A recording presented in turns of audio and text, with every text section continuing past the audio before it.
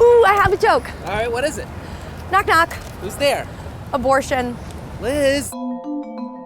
So every year, abortion is an issue that divides voters, candidates. There has to be some form of punishment. For the woman. Yeah, there has to be some form. We've had 8 debates before. This is our 9th. We've not had one question about a woman's right to make her own decisions about reproductive health care. But this year, it could be the defining issue of this election.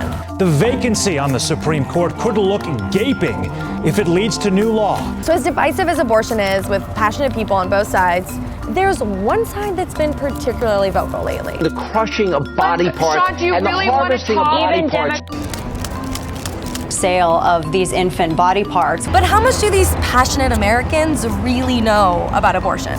Well, a lot of them are probably here. We went to the Supreme Court for the first day of oral arguments, hearing the biggest abortion case the court has heard in over a decade.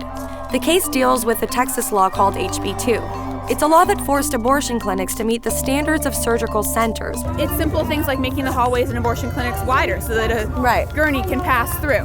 Which means million-dollar renovations for things like wider hallways or new janitor closets. It also led to 2/3 of abortion clinics in Texas shutting down. And could force even more to close down as well. So opponents of the law say that this is just to close down abortion clinics, but proponents of the law say that this is just about women's health. No, wait, we're gonna go to the Supreme Court now. This law is about implementing common sense regulations that will keep women safe. To make sure that they don't die on the abortion table, to make sure that they aren't butchered by abortionists. To just go in there with somebody that has a medical degree, but the facility that doesn't help them if they start bleeding out. And how often is surgery and sort of cutting involved when there's abortion? I'm not a medical student. Most abortions actually don't involve any form of cutting or surgery. But in the protesters' defense, a Vox poll showed that most Americans on both sides of the aisle don't know this either. And how safe is abortion? I haven't got a clue. Many women in Texas and other places around the country have been hurt in abortion facilities that aren't up to basic medical standards. I mean, I don't know like a specific number, but a lot. Actually, abortion is safer than a host of other really common procedures, like getting a colonoscopy or getting your wisdom teeth removed.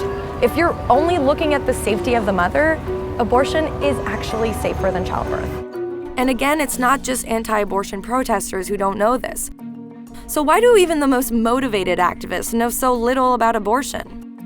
I asked an abortion provider, Dr. Rachel Phelps. Because we don't talk about it, there is this mystery around it. And in fact, I do a lot of training of medical students and residents, and I have physician residents come work with me who have finished 4 years of medical school and 3 or 4 years of residency and come to observe an abortion, and even they don't know. They think that it's a procedure that takes a half an hour or that's much more complicated than it is. It's not just that Americans don't know these facts, though they don't. It's that the entire debate about abortion has shifted, and the pro-life movement is capitalizing on this myth that abortion is inherently dangerous, and it's not.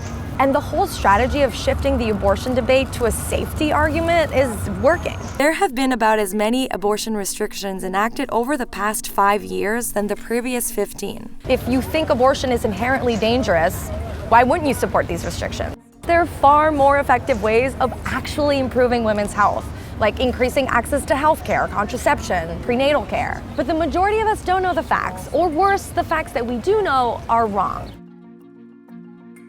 Around 1 in 3 women will have an abortion in their lifetime. Maybe it's time to talk about it with them. And do you guys know who you're voting for in 2016? I don't know. It's going to be a little bit of a dilemma to see who gets the nomination and who we will be forced to choose between. Oh my God. Yeah, forcing choice is never good.